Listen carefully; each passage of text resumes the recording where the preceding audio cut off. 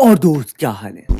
आपने आज तक कई पहेलियां सुनी होंगी और कई पहेलियों के जवाब भी दिए होंगे, लेकिन आज मैं रहस्य भाई आपके लिए कुछ ऐसी नई पहेलियां लाया हूं जिन्हें सॉल्व करना बहुत मुश्किल है। और अगर आपने इन्हें सॉल्व कर लिया तो आप सच में एक जीनियस हो, क्योंकि सच में इन रिडल्स को केवल 4% लोग ही सॉल्व कर सकते हैं। तो पहली पहेली सुनने से पहले आप हमारे चैनल को सब्सक्राइब जरूर करना, और हाँ याद रखना, हर पहेली यानी हर रिडल को सॉल्व करने के लिए आपको बस 10 सेकंड मिलेंगे।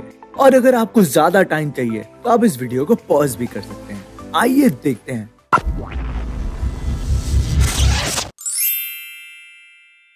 एक बार दो चेस प्लेयर चेस खेल रहे थे। उन्होंने 5 गेम खेले, पर रिजल्ट्स देखने पर तो ये पता चला कि दोनों प्लेयर्स ने 3-3 बार गेम जीता। बिल्कुल सही। अब बताओ ये कैसे पॉसिबल है? चलिए आप भी सोचिए और मैं भी सोचता हूँ कि आखिर ये पॉसिबल कैसे है।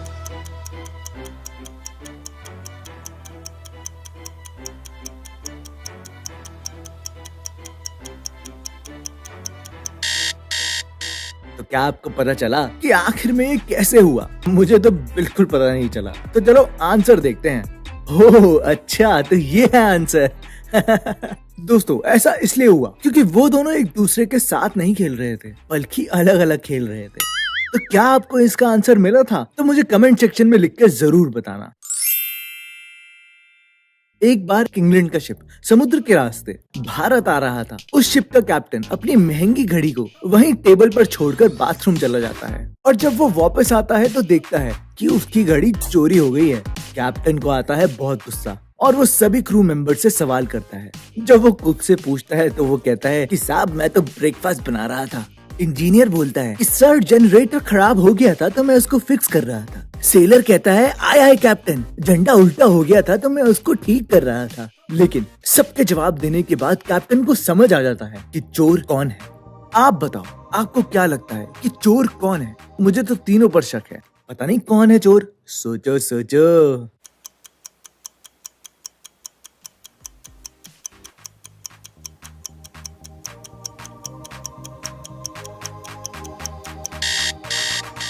मुझे तो समझ नहीं आ रहा यार। आपको पता है तो कमेंट करके जरूर बताना। चलो अब देखते हैं कौन है चोर।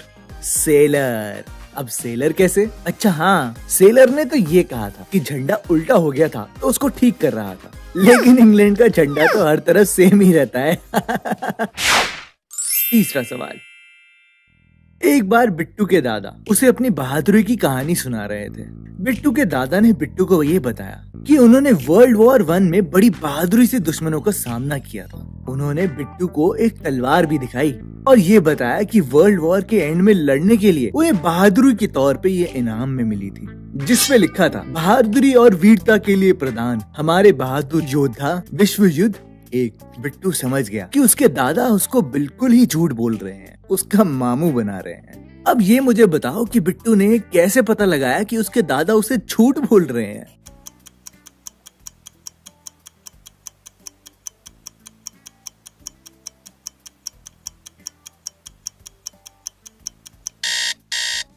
अगर आपको इसका आंसर समझ में आ गया है तो चलो देखते हैं कि वो सही है या नहीं। तो बिट्टू ने जब दादाजी की तलवार देखी तो उसे पता लग गया कि दादाजी झूठ बोल रहे हैं, क्योंकि उनकी तलवार पर लिखा था विश्व युद्ध 1। लेकिन सोचने वाली बात तो ये है कि विश्व युद्ध 2 जब शुरू ही नहीं हुआ था तो वो तलवार पर विश्व युद्ध 1 कैसे लिख सकते थे? अब क्या उन्हें ये पता था कि आगे भी विश्व युद्ध हो सकता है? अब जैसे धूम मूवी आई थी तो उसके आगे 1 थोड़ी लिखा था, क्योंकि डायरेक्टर या प्रोड्यूसर को ये थोड़ी पता था कि धूम 2 भी बनाएंगे, धूम 3 भी बनाएंगे। वैसे ही विश्व युद्ध वाले विश्व युद्ध 1 थोड़ी लिख सकते थे। सच में बिट्टू तो बहुत ही स्मार्ट है।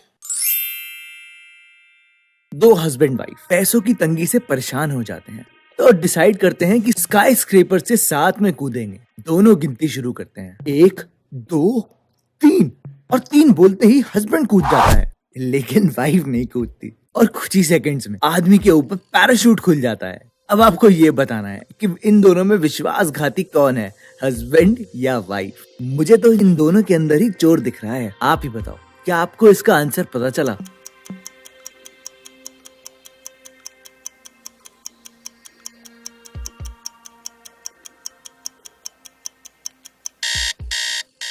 चलो देखते हैं कि आप सही हो या नहीं। तो इसका आंसर है हस्बैंड। ऐसा हो सकता है कि वाइफ मरने के डर से वहीं फ्रीज हो गई हो, क्योंकि कई बार हम डर के कारण जम से जाते हैं, लेकिन हस्बैंड ने तो ये पहले ही प्लान कर रखा था ताकि वो खुद पैराशूट से बच जाए और उसकी वाइफ खत्म हो जाए।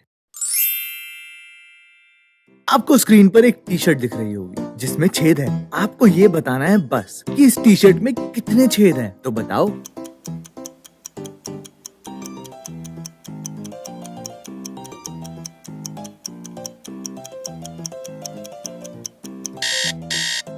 तो आपको क्या लगता है कि कितने छेद हैं? मुझे तो पता चल गया। मेरे हिसाब से आंसर है 6 छेद। आपको क्या लगता है? चलो आंसर देखते हैं। आंसर है 8 छेद। अब ये कैसे पॉसिबल है? तो चलो देखते हैं। ये रहे, चलो 1 2 3 4 5 6।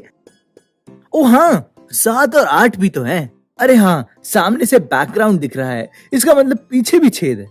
क्या दोस्तों आपको इसका आंसर मिला था? तो कंग्रेचुलेशंस, क्योंकि इस सवाल का जवाब केवल 17% लोग ही दे पाए हैं। Well done.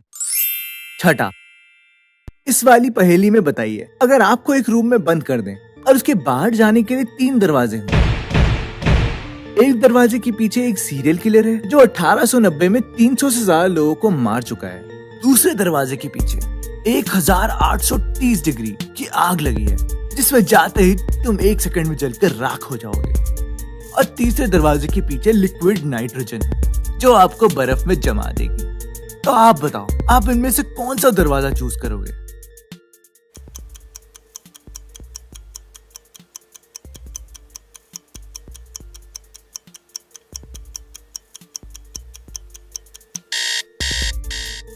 तो डिसाइड किया कि कौन से दरवाजे से बाहर निकलोगे? तो इसका आंसर है पहला दरवाजा, यानी सीरियल किलर वाला, क्योंकि उसने 1890 में लोगों को मारा था। अब तक तो वो मर भी गया होगा। Oops. तो क्या आपका आंसर सही था? तो बहुत बढ़िया। एक बार एक डिटेक्टिव मिसिंग था। उसने पुलिस के लिए स्पेशल कोड भी छोड़ा ताकि क्रिमिनल के बारे में सब कुछ पता लग सके। तो वो कोड था ये। हाँ, बहुत बड़ा है। पुलिस ने डिटेक्टिव की कॉल लिस्ट चेक करी जिसमें डिटेक्टिव ने मिसिंग होने से पहले 3 जनों से बात की थी। पुलिस ने तो इन तीनों से मिलने के बाद कोड को मिलाया और पुलिस समझ गई कि क्रिमिनल कौन है। तो आप बताओ, पुलिस ने किसे अरेस्ट किया? मैं भी सोचता हूँ कि आखिर कोड में ऐसा है क्या।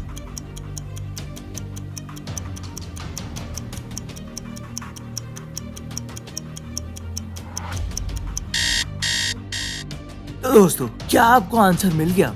मुझे तो लगता है ये किसी का फोन नंबर होगा या घर का एड्रेस भी हो सकता है। पता नहीं, मुझे तो समझ में नहीं आ रहा। क्या आप बता सकते हो? चलो मैं तो आंसर चेक करता हूँ, आखिर कोड है क्या? अच्छा, तो उस कोड में लेटर लिखे थे, तो इससे पता चलता है कि बिल क्रिमिनल है।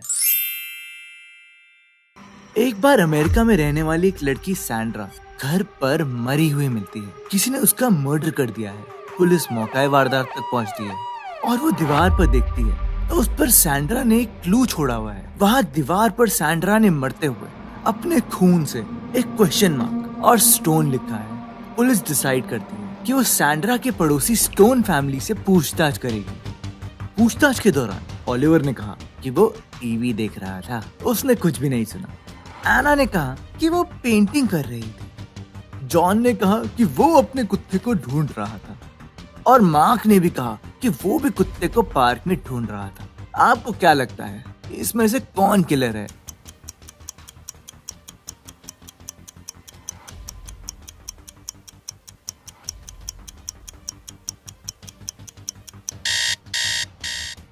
तो दोस्तों बताओ, क्या तुम्हें समझ में आया कि कौन है किलर?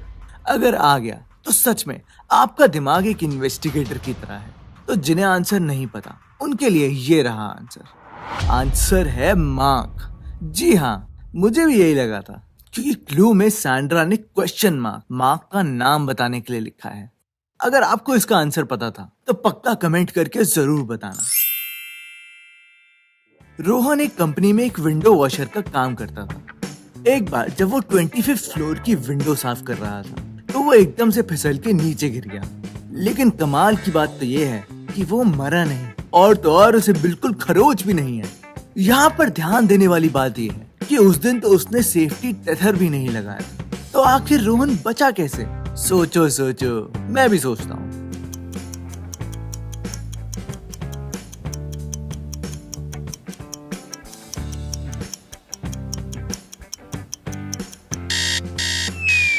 तो क्या आपको आंसर मिला?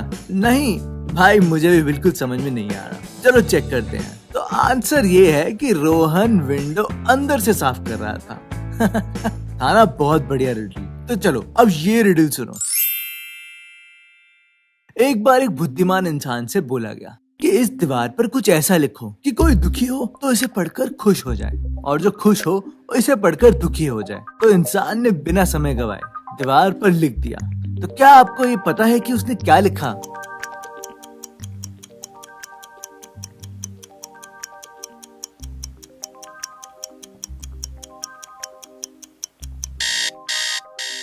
तो क्या आपको आंसर मिला?